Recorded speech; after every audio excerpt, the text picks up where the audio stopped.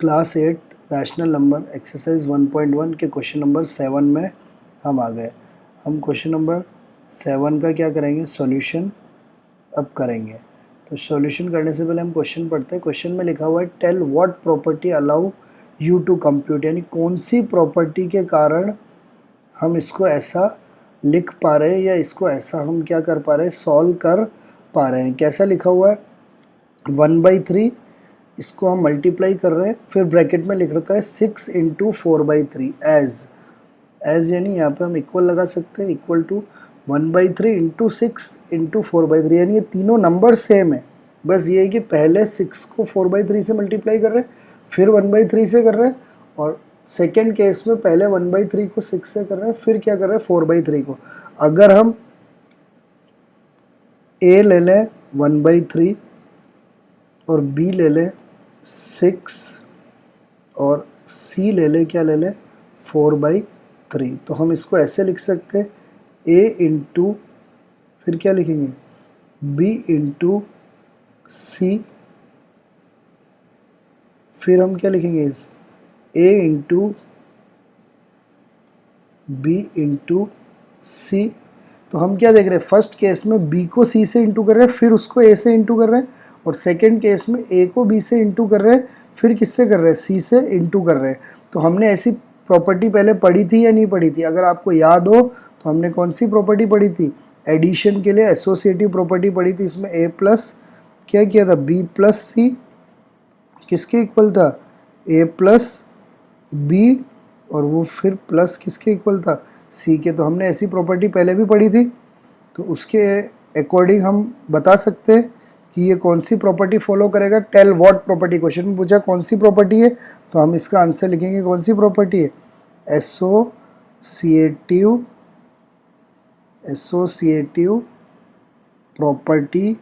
लेकिन ये एडिशन के लिए नहीं है, किसके लिए, एसोसिएटिव प्रॉपर्टी ऑफ क्या है, मल्टीप्लिकेशन। ये कौन से एसोसिएटिव प्रॉपर्टी मल्टीप्लिकेशन के लिए क्या कर रहा है, फॉलो कर रहा है। और इस प्रॉपर्टी को यूज़ करके दोनों साइड क्या आएगा, अगर आप मल्टीप्लाई किसी को भी करो, बी को सी से करो, फिर ए से करो, या ए को बी से करो, फिर सी से मल्टीप्लाई करो, आंसर क्या आएगा, सेम आएगा। तो इसका आंसर हो गया प्रॉपर्टी कौन सी, एसोसिएटिव प्रॉपर्टी फॉर मल्टीप्लिकेशन। ये हो गया क्वेश्चन नंबर 7। अब हम आते हैं क्वेश्चन नंबर 8 में।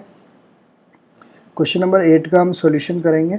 सबसे पहले क्वेश्चन नंबर 8 में पूछा है is 8/9 the multiplicative inverse of -1 1/8 why और वाई नॉट। हमें ये बताना इज, जब क्वेश्चन में इज आ रहा है तो हमारा आंसर क्या होगा, या तो यस, या तो ये होगा, या तो क्या होगा नो।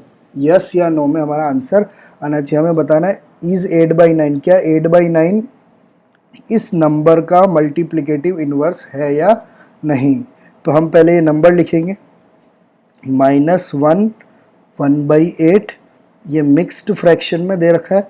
हम इसको सॉल्व करेंगे, आपको पता है कैसे करते हैं, 8 को 1 से इंटू करते हैं, तो 8 1 जा 8, और फिर उसमें 1 प्लस करते हैं, तो 8 1 जा 8, और फिर 1 प्लस करेंगे तो 9, तो ये क्या हो जाएगा 9/8 आ जाएगा, और क्या लग जाएगा, माइनस लग जाएगा। अब हम निकालेंगे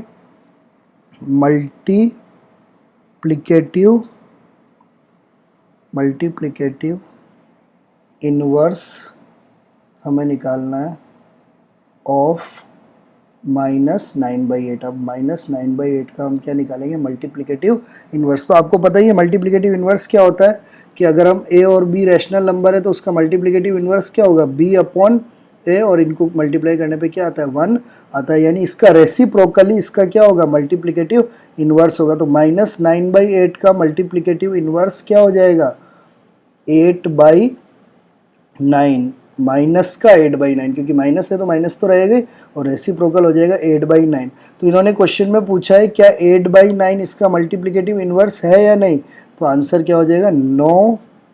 क्या लिखेंगे, 8/9 is not multiplicative inverse of -1 1/8। 8, यानी -1 1/8 का मल्टीप्लिकेटिव इन्वर्स 8/9 नहीं है। अब क्वेश्चन में पूछा y और y0, क्यों नहीं है? अगर नहीं है तो क्यों नहीं है? क्यों नहीं है? क्योंकि हम जब इन दोनों को मल्टीप्लाई करेंगे तो आंसर 1 आना चाहिए। तो हम चेक करते हैं आंसर 1 आ रहा है या नहीं आ रहा। तो देखोगे सबसे पहला नंबर क्या है, ये वाला नंबर है -9/8, ठीक है। और ये बोल रहे हैं क्या ये इसका मल्टीप्लिकेटिव इन्वर्स है क्या, तो हम लिखेंगे इसको 8/9। हमारे तो मल्टीप्लिकेटिव इन्वर्स -8/9 है, लेकिन इन्होंने क्या बोला, क्या ये है क्या 8/9। फिर हम इसको सॉल्व करके देखेंगे, 8 से 8 कैंसिल, 9 से 9 कैंसिल, 1 इंटू यहाँ माइनस है तो क्या आ जाएगा -1। यहाँ -1 नहीं, हमें क्या चाहिए था 1 चाहिए था। अगर 1 आता तो हम बोलते कि ये क्या है, इसका मल्टीप्लिकेटिव इन्वर्स है, लेकिन 1 नहीं आया, इसलिए आंसर क्या हो जाएगा, नो, ये मल्टीप्लिकेटिव इन्वर्स नहीं है। क्वेश्चन नंबर 9 को देखेंगे हम। क्वेश्चन नंबर 9 है इज, वापस इज आ गया, तो इज यानी फिर हमें आंसर देना है यस और नो में। तो फिर ये पूछ रहे 0.3 द मल्टीप्लिकेटिव इन्वर्स ऑफ 3 1/3। क्या 0.3 मल्टीप्लिकेटिव इन्वर्स है क्या 3 1/3 का? तो सबसे पहले हम मल्टीप्लिकेटिव इन्वर्स निकालेंगे 3 1/3। पहले 3 1/3 को सॉल्व कर लेते हैं। तो 3 1/3 यानी क्या है, 3 3 जा 9, 9 + 1 तो क्या हो जाएगा 10/3। ओके, अब हम पहले निकालेंगे मल्टीप्लिकेटिव इन्वर्स ऑफ 10/3। 10/3 का हमें क्या निकालना है, मल्टीप्लिकेटिव इन्वर्स। तो 10/3 का मल्टीप्लिकेटिव इन्वर्स क्या आएगा 3/10। इसका रेसिप्रोकल 3 न्यूमिनेटर में चला जाएगा, 10 डिनोमिनेटर में, तो ये मल्टीप्लिकेटिव इन्वर्स आ गया। अब ये पूछ रहा है क्या 0.3 इसका मल्टीप्लिकेटिव इन्वर्स है क्या, तो पहले 0.3 को सॉल्व करते हैं।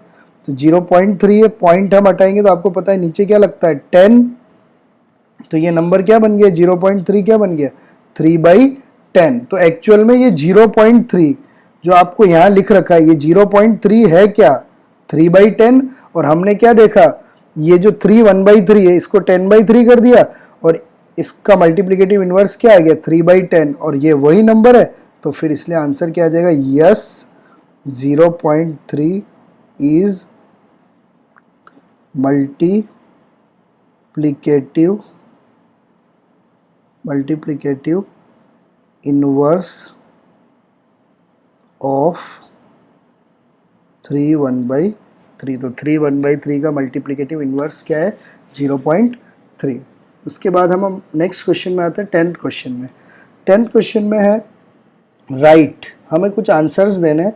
सबसे पहला, the rational number that does not have a reciprocal, ऐसा रेशनल नंबर जिसका कोई भी रेसिप्रोकल नहीं है। तो ऐसा रेशनल नंबर कौन सा है, तो इसका आंसर है 0, यानी 0 जो रेशनल नंबर है उसका कोई भी रेसिप्रोकल नहीं है। इसका रीज़न 0 है, और आप अगर इसका रेसिप्रोकल करोगे तो कितना आ जाएगा 1/0। और हमें पता है कि रैशनल नंबर में कभी भी क्या नहीं आ सकता, नीचे q क्या नहीं हो सकता, 0 नहीं हो सकता, क्योंकि अगर q 0 हो गया तो इसका मतलब ये होता है नॉट डिफाइंड। इसको हम क्या नहीं कर सकते, डिफाइंड नहीं कर सकते। इसलिए फर्स्ट का आंसर क्या हो गया, ऐसा नंबर जिसका रेसिप्रोकल नहीं कर सकते, उसका आंसर हो गया 0।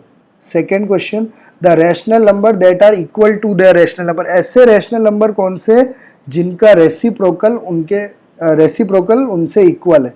तो उसका आंसर हो जाएगा 1 और -1। इन दोनों का रेसिप्रोकल इनके इक्वल ही है, यानी आप 1 लिख रहे हो, इसका रेसिप्रोकल करोगे तो भी क्या आएगा 1 ही आएगा, क्योंकि 1/1 यानी 1।